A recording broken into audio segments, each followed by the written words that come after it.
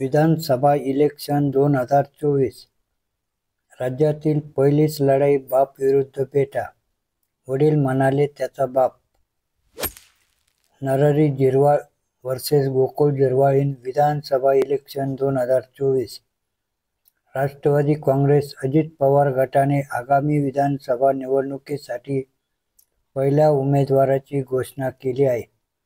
एकीकडे जागा वाटपाची चर्चा अद्याप सुरू असतानाच अजित पवार गटाचे प्रदेशाध्यक्ष सुनील तटकरे यांनी आज पक्षाच्या दिंडोरीमधील जनसन्मान यात्रेदरम्यानच्या भाषणामध्ये पक्षाच्या पहिल्या उमेदवाराची घोषणा केली.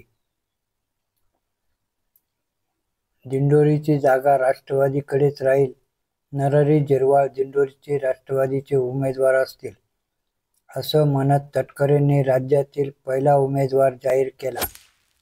या घोषणेमुळे आता या मतदारसंघामध्ये बाप विरुद्ध बेटा अशी थेट लढत होण्याची दाट शक्यता आहे. थेट शरद पवार गटाकडून मागितली उमेदवारी. अजित पवार गटाचे नेते नरहरी झिरवाळ यांच्या मुलाने काही दिवसांपूर्वीच शरद पवार गटाच्या उमेदवाराला हजेरी लावली होती. त्यावेळेस गोकुळ झिरवाळ यांनी आपल्याला महाविकास आघाडीकडून उमेदवारी हवी असल्याचे थेट सर्वांसमोर शरद पवार गटाचे प्रदेशाध्यक्ष जयंत पाटील यांना सांगितले होते.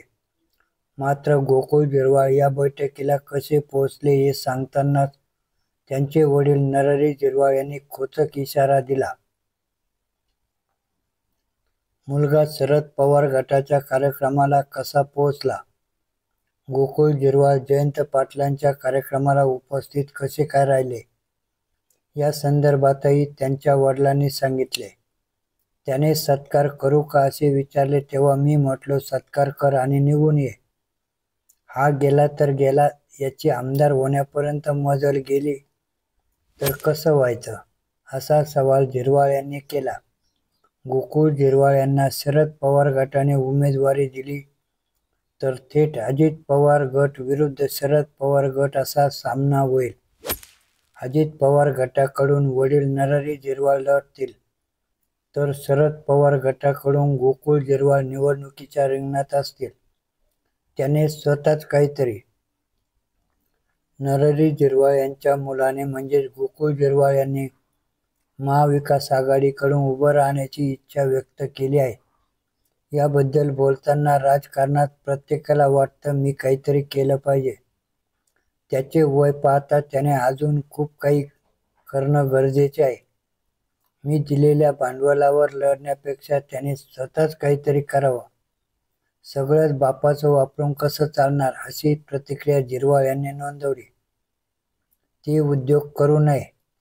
दिंडोरीमध्ये बाप विरुद्ध मुलगा अशी नुरा कुस्ती होण्याची शक्यता आहे. यावरही झिरवाळ यांनी खोचक शब्दांमुळे मुलाचे कान टोचले. त्याचा बाप ग्रामपंचायत सदस्यापासून वर जात गेला तेव्हा आमदारापर्यंत पोहोचला. बापापेक्षा मोठं व्हायचं असेल तर तिथून सुरुवात करायला हवी. समजून घेण्यात 5 नाही तर 10 वर्ष जातात. त्यामुळे त्याने ते विरोधकांकडून लढण्याचे उद्योग करू नये, असा खोचक टोला झिरवाळांनी त्यांच्याच लेकाला लगावला. अशीच नवनवीन माहिती मिळवण्याकामी कृपया आपल्या चॅनलला सबस्क्राईब करावे ही नम्र विनंती. धन्यवाद.